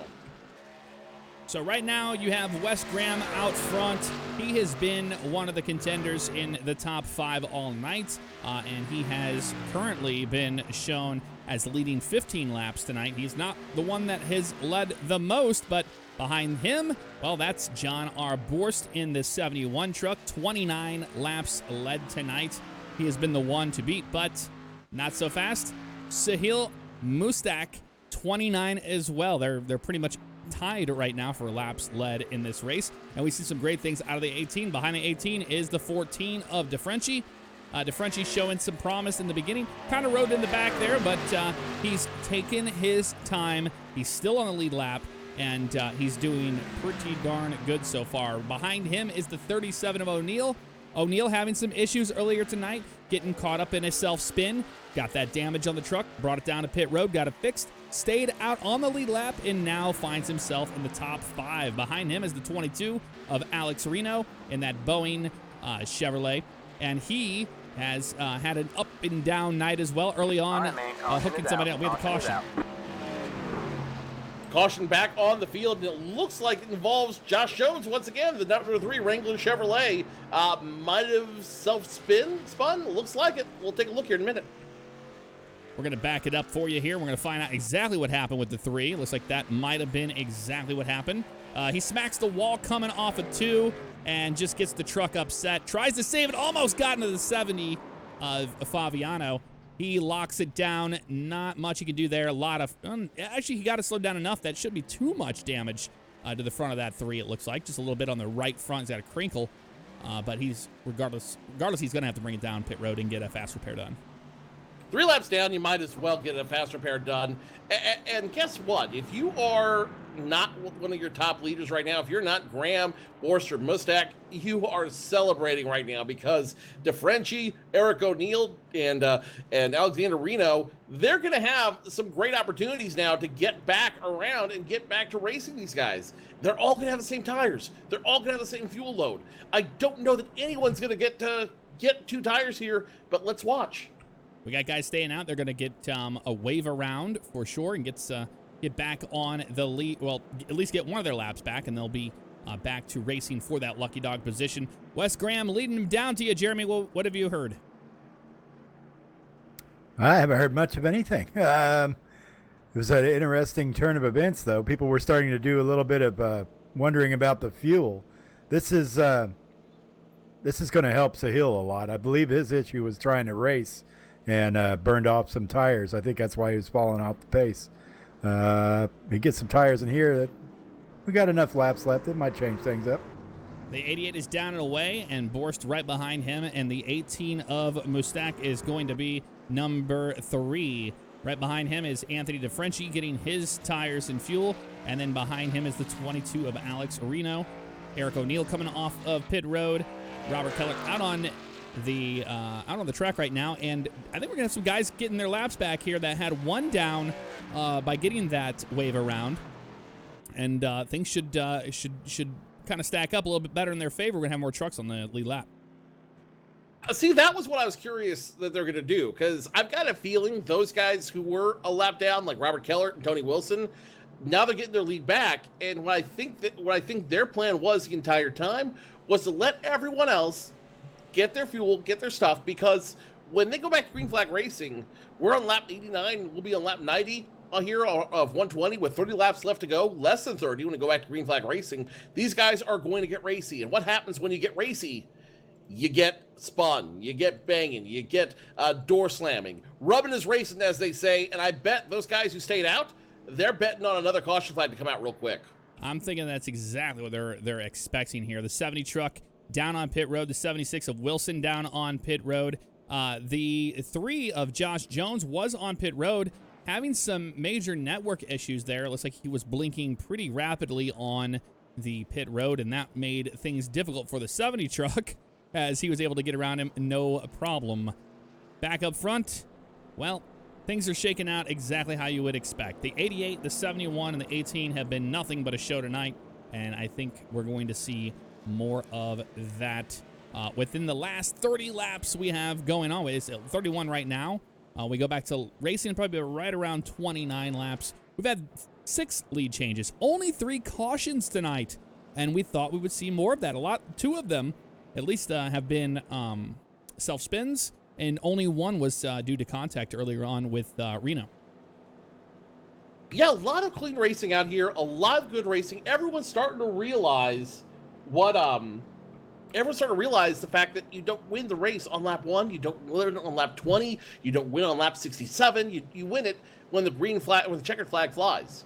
and the checkered flag only flies in the last lap. So I think a lot of guys have taken that lesson to heart. They're racing clean, they're racing solid, and I think because of that, you're seeing a lot of great racing tonight because everyone's being patient and everyone is working their issues out on the track. And we're waiting for everybody to get all the way around so the scoring loop is complete, and it looks like there will be 7 trucks on the lead lap. The first one down 1 lap will be the 76 of Tony Wilson, and then the 70 of Favignano, the 87 of Gray, and the 3 of Jones. But the 87 of Gray showing right now 2 laps down, and Josh Jones in the 3. Oh, he is 3 laps down. So it looks like we're going back to green flag racing this time by. Wes Graham will be your leader. John Borst on the outside. We're waiting for the first racing Ford Mustang to come down pit road, and it will be Wes Graham's field to lead. Yep, here it comes. We're back to green flag racing with Wes Graham as your leader. Green flag. Green flag in the air once again here at Homestead. It's all about the restarts. The 71's good. The 18's all over the back bumper of the 88's. And it's side by side behind them with the 22 and the 14 of DeFrenchie. 88 wasting no time trying to get away from these guys, saying, hey, let those guys behind me race it out. We got almost 3 wide behind them. Looks like they're going to back out of that and stay 2 wide. That was Kellert making a move there. Everybody getting really racy on this restart. Wes Graham continues to lead. Borst side by side with Zahil Mustak. They're battling side by side for position number 2. Advantage Borst for the time being. That opens the door for Anthony DeFrenchie, who's bringing a contingency of his own. Robert Kellert, Alexander Reno now in the mix. And behind them, yeah, it's interesting how before the 4 and 22 were racing each other, and they weren't really racing each other, but now things have changed, and they are racing each other. Look behind them even further. You've got Charles Gray. He's 2 laps down. He is not in the mix, but Eric O'Neill, he is fighting as the last truck on the lead lap, trying to get back up there. But a lot of racing still going on up front, and that is between the 18 and the 14 is right there on the bumper, trying to get there to the 18 and challenge for the 3rd position. Well, all that infighting only benefits Wes Graham. He wants to make it a 4-time winner tonight in the series, as now he's got almost a second on John Borst and company. Borst needs to do everything he can. He needs to drive that truck hard if he wants to catch up to him. But I got a feeling, we'll see when we come down to the start-finish line this time. I've got a feeling Borst may be saving a little bit of it. Yep, three-quarters of a second between Graham and Borst. I've got a feeling Borst is saving it for the last 15 laps or so of the race. We're riding on board with the 71 truck, and we'll see if he is saving anything. We'll watch how he gets into the corner here. He's absolutely saving it. Yeah, he's taking it easy right now, and that's what you have to do. You know, you've got a lot of racing left. It doesn't seem like you do, but you really do, and you're going to lose those tires within the first 10 laps here, and you're gonna see a huge fall off happen. And when that happens, we're gonna see exactly what we saw earlier tonight, and that was when the 88 just blew by those guys like they were standing still. Absolutely, that's exactly what happened, and I think that's exactly what Borst is betting on. He was the one who broke Papa Favignano's big run in the lead. I think he wants to break another lead with Wes Graham, but he's being strategic about it. He's being smart. He's laying off, waiting for the right moment to strike, and if the right moment's coming, it needs to come quick. We are now 23 laps from finishing this race, and Borst, you got to start making your move soon here, big guy. Wes Graham, your leader right now, 27 laps led so far, and it doesn't matter if you lead 1 lap. The last lap of the race is the one you want to lead, so you can make that win here in the series, and that is nothing new to the 88 of Wes Graham. Behind him is the 71 of Borst. He's slowly starting to catch the 88, but right now the 88 is just checked out. The 88 is checked out, and Borst is not looking to do it to make that big move yet. He's just looking to maintain where he's at in position. Last time around, he was about almost 9/10 of a second away from Wes Graham, and I think Borst now, again, we're almost 20 laps away from calling it night here in Homestead. If you're going to make a move, you got to make a move quick, and you got to start making a definitive move. And still no look at it yet. Oh, no, Borst may start making that move. He picked up some time on Graham. He did pick up some time there, and we have 22 laps remaining in the race. And it's nobody. I don't think the 71's holding back anymore. I think you want to do it a little bit in the beginning, but you don't want to hold back so much that you're losing sight of the leader. But looks like the 18 now has some company from the 14 of DeFrenchie, and they're going to be fighting out for position 4. Wes Graham still up front, Borson second, Sahil Mustak third, DeFrenchie now in fourth, and it looks like it's going to be Eric O'Neill fighting with some lap traffic for position number 5. I am really interested to see when Borst is going to make the big run that he's got. 20 laps left in this show, and the only race so far we're seeing right now is between Sahil Mustak and Anthony DeFrenchie. Well, I would love to see DeFrenchie get a top 3 coming back to the series tonight. I would also like to see John Borst battle Wes Graham for that big win. And right now we're watching the gap between first and second and seeing if there's any gain being made. It looks like it's kind of staying the same. It looks like the 88 is pulling away from him on the straightaways, but the 71 does start to catch him a little bit in the corners here. But for the most part, they're pretty even. 18 laps to go when we hit the start-finish line. Wes Graham in a sweetheart of a position, but John Borst now starting to make his move. Last time around, only 78 hundredths of a second between him and Graham, and I've got a feeling Borst is now going to start driving the car like he stole it, the truck I should say, like he stole it, and I think he's got a great opportunity to do so. Now he's really picking up some time. Sahil Mustak also joining, of course, with DeFrenchie. They're going to try to make a run as well. Yeah, we're watching back there the battle between these two. We're going to ride on board with DeFrenchie here and see how he is managing his truck, trying to get around the 18. It looks like the 18 wants to try to catch the 71, but he can't do it because he's under fire by the 14 of DeFrenchie. He's kind of just stuck in the middle.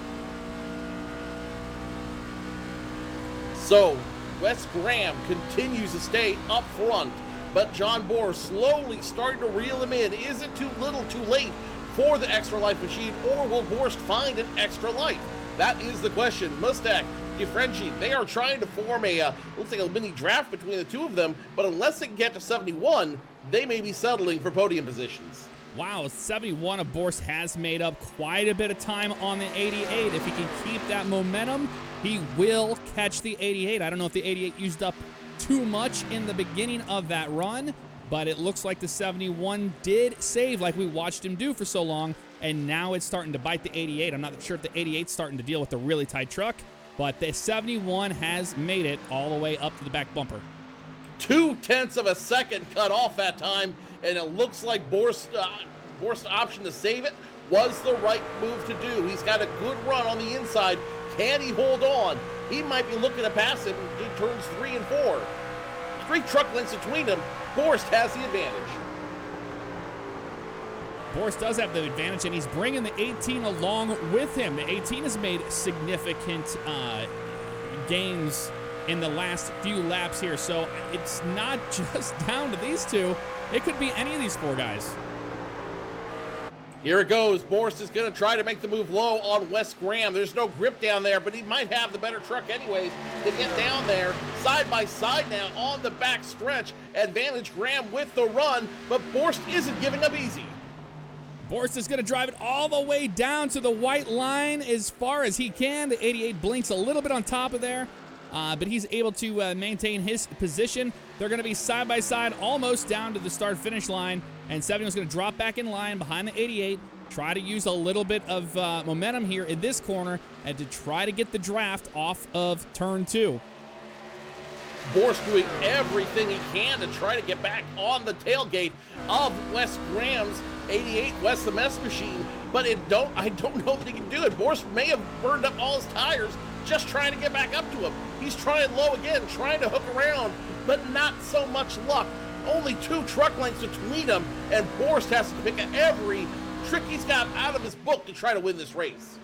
Borst really, really trying to wear out the 88, and the 88 has done nothing but move up a lane. He's going to run the top of the track, and it's working out for him right now.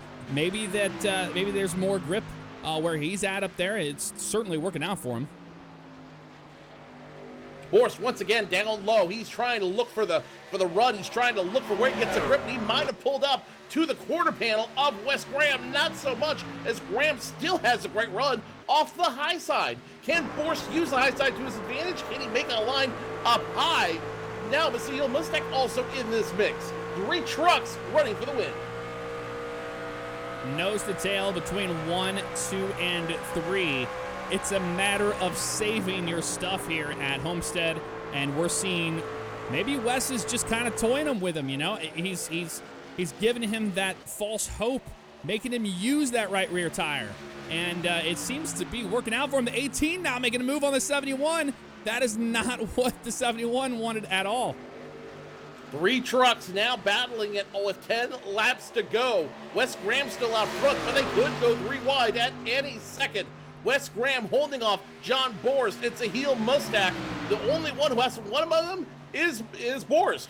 Borst has to be hungry right now. If he's going to make a move, the time has passed. You need to start burning down whatever you've got. Only 10 laps remaining here tonight, and it's down to the wire. Who saved their tires the most? Well, that's shown so far. The 18 has. He's making a huge charge towards the 88. He's going to challenge him for the lead coming off of turn number 2. Got him at the quarter panel. It's a drag race into turns 3 and 4. Graham and Mustek side by side. Mustek now starting to dig underneath him. Can he get the better run off turn 4? It looks like he does. Score your leader, Mustek, this time by, and if Graham tries a crossover. Graham trying to get a crossover, trying to get the draft, and the 71 has nowhere to go. The 71 can hope that within the next few laps, these two use the rest of what they have, and he can try to get by them. But wow, it is incredible racing up here for the lead between 3 trucks. I was not expecting that tonight. Nobody expected Sahil Mustek to make the big move, but he did, and now he's doing some rear view mirror driving, trying to keep Wes Graham and John Borst all the way behind him. Mustek now starting to get a bit of a run, starting to pull away from Graham and Borst, as Borst doing everything he can, trying to look for every direction to get around Wes the Mess. And what an incredible gap we have between first, second, and third, and now John Borst trying to make a move on the 88. The 88 underneath, or I'm sorry, on top of the 71. A Borst caution flag comes out. The leaders did not want to see this. No, Eric they O'Neill did not want to see that at all. We're going to see what happened with the 37 truck. A lot of damage to that one. We'll find out here in a few moments. But that just changed up everything. They did not want to see that. But there's some guys like the 14 of DeFrenchie that does want to see that caution flag fly. Everybody's going to come down pit road now. This changes everything. Whatever you had, whatever your plan was, this changes all of that. Now you have to do what everyone else does around you. You cannot stay out and risk it at this point. You have to make the run. And guess what? It looks like we might have some guys take us for pit road. Yes, we do. Sahil Mustek is now down on the access road. Wes Graham, John Borst, Alex Reno, all going to the attention of their crews in a couple turns here. Yeah, and we're watching the 87 of Gray staying out. He'll get one of his laps back on a wave around, as well as the 76 of Tony Wilson trying to get back on that lead lap, and they'll be able to do it this time. It's pretty insane. These guys are going to get their laps back. They'll be on the lead lap. Anything can happen. We have Green-white-checkered racing in iRacing now. It's anybody's game at this point. Let's go down to our replacement man on pit road. That would be Jeremy. What do you see down there? I see some frustrated drivers. That's for dang sure. That none of those people up in the front wanted to see this at all. This may come down to who gets off this pit road quicker. We'll see what they do. We've seen track position being a huge, component, but not so much as handling, how much you can save. But it doesn't matter at this point. If you're going to be green-white-checkered racing and you're going to be dealing with everything, when it comes down to handling of the trucks, everybody's going to be on the same playing field this time. Absolutely, especially considering everyone took 4 tires. There were no 2-tire stops in that mix. Mustek got off fastest because he's the first one down, but Wes Graham, with that second pit stall in front of him, he was able to get off real quick. John Borst got off quick, and now Alex Reno. Aviator Alex could fly in and steal this one. It is a four-man show and a lot of trucks looking to steal the show. Man, I tell you what, did not expect that. I was expecting to stay green all the way to the end, but that's racing for you. And we saw the 37 of O'Neill getting loose in that exact same kind of position, and it looked like he just tried to save it as much as he could, and it whipped right back around on him. It was a hard lick into the outside wall there. Keeping an eye on things if you're following along. Everybody had a fan favorite. That was the 70 truck of my dad in the 70 truck, Favignano, and he is currently in 8th right now.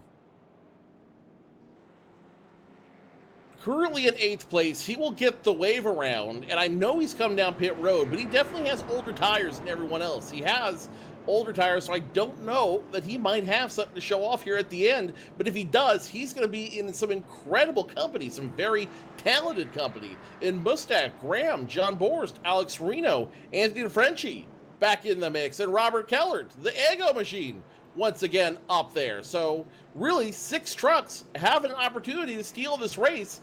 For when we go back to Green Flag Racing, it could be a green-white-checkered ending. And everybody had they had the momentum. They had the rhythm of the track. They were racing each other down to the wire of who saved the most.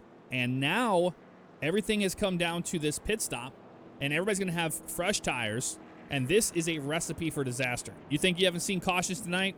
You got 3 guys up here that really want it, and one person who really wants it, that's going to be the 71 truck. He's had a lot of adversity through this race, but over the past few races, I think he wants to, put that behind him and try to get it done tonight.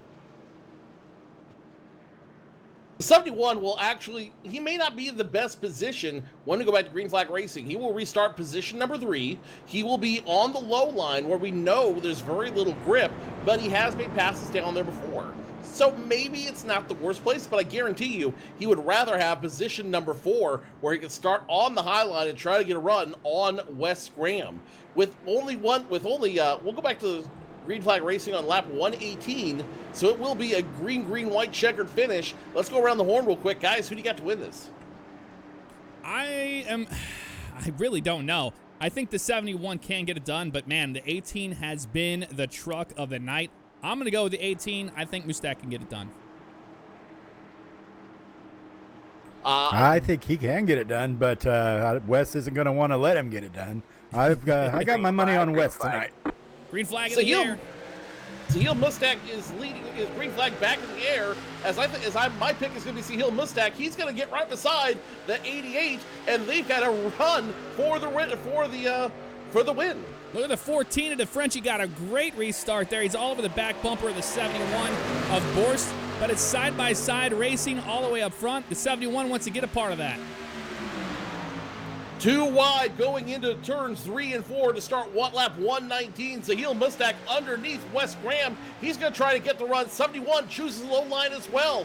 Wes Graham, no friends out there as we go back. 2 to go. Popsicle sticks in the air. Graham still your leader. Graham under fire by the 18. They have not been able to get away from each other. The 71 wants to see them do that. It's only a few more laps here, but even those 2-3 laps can make a difference on tires.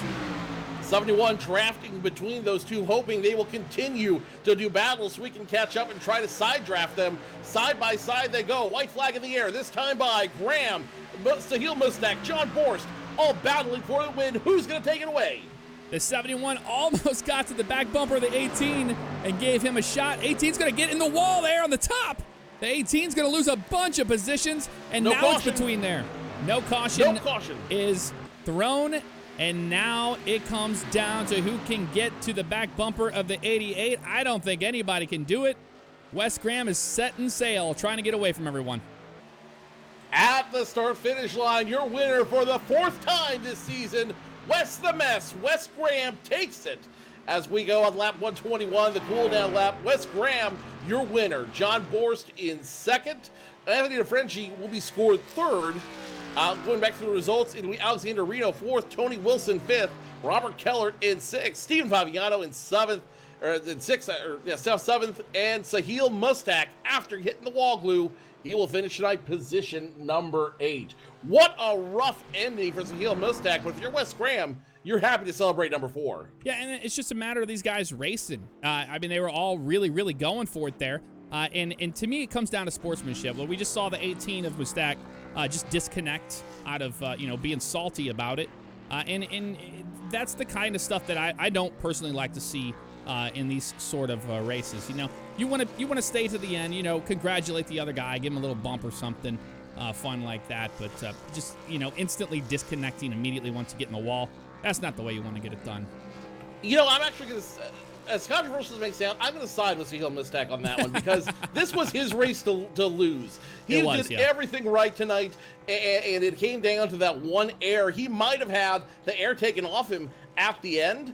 You see the 71 just pulled up to him at the very end there, might have taken off the air, or on the 18. The 18 just might have gotten the wrong brake spot. He raced his heart out on that one, so I don't blame him for just throwing the steering wheel on the dash and saying, I'm done. That was a very emotional run for Sahil, and, it's racing, that's what you want to see in racing. You want drivers who are passionate and are checkers or wreckers the entire time. We're going to go back and trying to get to the end of that race so we can see how it ended up, but it doesn't seem like it wants to play nice with the replay system at all, so I don't think it's going to be able to be done, sadly. Guys, that is going to do it for us here at Homestead. What an evening of racing it was, and wow, just didn't see that one coming. That one goes to Wes Graham. He's shown his muscle here in the league, and he will continue to do so. Wes Graham winning it here in Miami. For myself and for Mr. Cortez and Mr. Jeremy Birch, that's going to do it for us here at Homestead. We'll see you guys next week.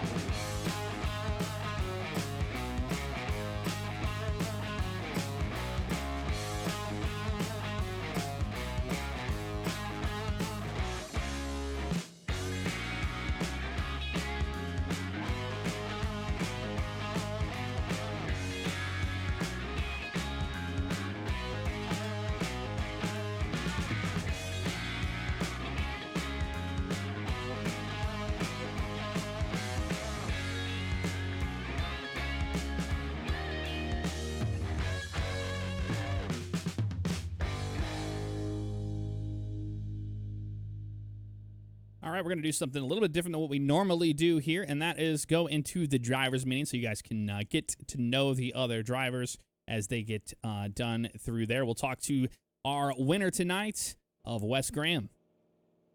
Is that if you believe that the restart order is incorrect in any way, please notify race control. I can't micromanage that.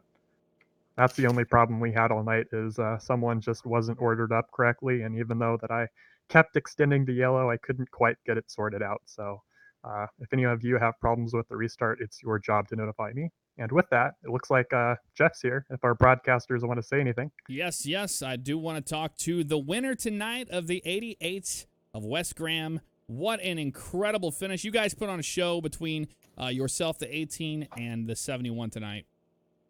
Yeah, it was a ton of fun just racing up there with them all night. I definitely had about 2 or 3 laps. For the first 2 or 3 laps on the run, I was fastest truck, and they were saving their stuff. And then, later on, I was kind of hoping that it would have just went green on that back end because I was trying to catch back up to Sahil, but I got lucky. He overdrove one, put it in the wall, and we come away with our fourth win of the season. So was it really down to the handling of the trucks? What was the trucks way too tight at the end of the run, and is that what happened there? Oh no! After that first green flag run, we had about 75% left. I did on my right front, and this place just eats tires up. But there's 2 to 3 different lanes that you can run at any point during the run. Towards the beginning, you start off at the bottom of the track, work your way up to the top, and then the middle sort of came in there at the back half of the race. So, it was just a lot of fun and great to be able to put some green flag runs together and take our first green flag pit stops of the season. Absolutely. Well, congratulations on the win, man. That's the third one. And Cortez, you have anything for our second place? That's Mr. Borst. I don't know. Stand by. I got to unmute in TeamSpeak real quick. Oh, not a problem. All right, let's try this one more time. John Borst, once again, the bridesmaid, not the bride. Got to be heartbreaking to lose it on those last laps, buddy. It's not too bad. I'm just glad I had an uneventful race for a change, so that was fun. Like Wes said, he took off like a rocket for about 10 laps, and then Sahil would run him down, and I needed a long run. I would think I was quickest on right before pit delta, and that I needed those last 2 cautions not to happen to even have a shot at those 2 guys. They were so fast on the short run. Tires, pit strategy seemed to be the name of the game tonight. What was it? What happened out there? And did pit strategy help you or hinder you out there? When we were still running around, That's true. Go ahead. I'm sorry. Continue. On the long run, yes, because I think I was better for those last 10 laps before the pitting. But when it turned into a 10-lap sprint there, those last couple, that's what hurt me. I'm just not very good on the short run in these trucks. Pretty much everywhere we go. All right, John. I ask you this every week. I have to ask it again. We're at Iowa next week. Is it going to be the first win for the 71 extra life Chevrolet? Sure hope so. It's my favorite track. Lots of bumps, lots of lanes to play with, and it's my home track. So it'd be nice to finally break this at a track I like. Thank you, John. And I genuinely hope you get that works. John Borst finishing position number 2. Jeremy B, you got our third place finisher. Maybe not. I don't think Jeremy is there, but we're enough of the crash into the party. We're gonna move it over to Nick, and Nick, let your drivers meeting get on. All right, so just to finish up the drivers debriefing, the only problem we really had tonight was with that one restart in the middle of the race. People just didn't get cycled out to where they needed to be, and I already discussed that. And overall, I think that you guys put on a really clean, great show tonight compared to the other races of the season. So I think despite what Sahil might be saying right now, this was a step in the right direction for us. So with that, I'd like to start with John. Good race. I think this proves that hard to drive setups on hard to drive tracks actually cleans the racing up. So I'd like this to continue if we can help it, because I actually had a chance to race, and having pit stops was super fun. And good win to Wes. Like I said, he was so fast on the short run. He definitely deserved it. So Tony, if our broadcasters don't have anything else to contribute. I'm going to take that as a no. Tonight was a bit of a tortoise and hare race for me. I was slow, but still somehow managed to end up with the top 5, and somehow managed to take these super tight trucks and get it loose and spin it off of turn 2 all by myself. Don't know how I did it, but I managed to get this thing wrecking loose all night long after about 10, 15 laps on the tires. So I don't know what I was doing, but managed the top 5. I'll take it. Yeah, congrats, Michael Long. Yes. It's your turn. Oh no, I was just watching the stream, man. Y'all put on a great show tonight. That was absolutely awesome. When I can't be there at work, to put on a show like that, y'all made a lot of us proud tonight. That was a good job. good job, everybody. Eric. Definitely an awesome race. I have to thank Wes and Michael Long for helping me out all week to put myself together. Started off very strong, and then someone forgot the last set of tires, and I went around and pretty much screwed myself. But awesome race, guys, and I can't wait till next week. Robert. Thanks, Nick, for being race control. I thought it was awesome. A lot of fun. Had a lot of fun racing Steven early on, and then with Reno about midway through the race. And it's pretty cool that we have everyone's under 5 incident points, and we had 4 people at 0. So that's pretty awesome. Nice job. Congrats, Wes. Thanks, Now our winner, Wes Graham. Yeah, that was super fun, guys. Yeah, next. Yeah, pretty much. I've already said my piece. Y'all great racing out there tonight, boys. That was a lot of fun. Put on a hell of a show. The Frenchie, welcome back. Thank you, Wes. Congrats.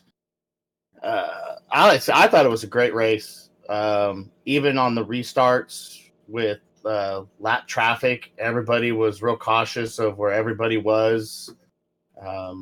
Yeah, it was a good race, especially for me. I had such a roller coaster, but yeah, it was good. All right, Reno.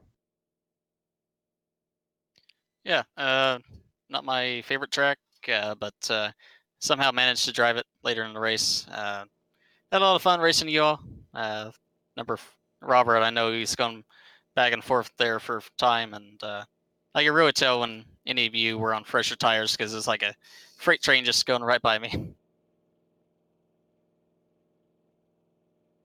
All right. Yep, looking forward to Iowa, I believe. Iowa, that'll be a great race, I'm sure of it. And if you don't have anything else to contribute, Charles.